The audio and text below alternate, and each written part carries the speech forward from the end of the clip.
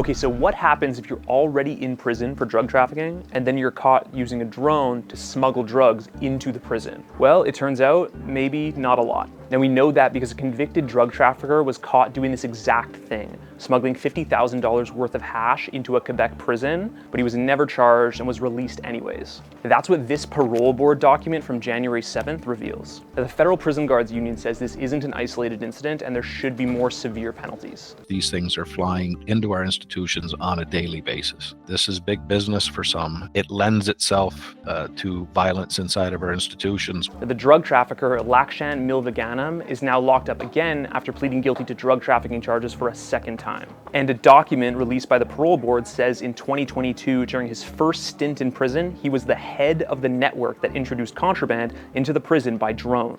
Now, officials at the jail said they spoke to 3 sources, all of which said Milvaganam was behind at least 2 drone deliveries, smuggling in more than $50,000 worth of drugs. Authorities transferred Milvaganam to a medium security facility by January 2023. He received a conditional release in March 2024. Then, in September of that year, he was arrested again.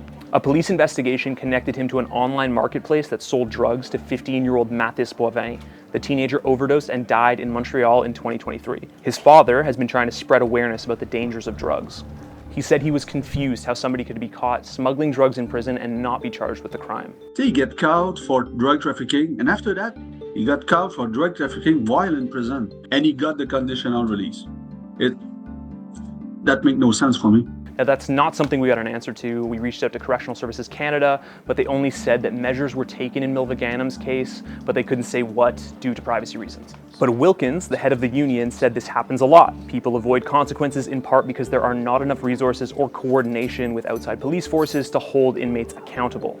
Both the Prison Guards Union and Boivin worry about the lack of consequences for Milvaganam. He pleaded guilty to separate drug trafficking charges in December 2024.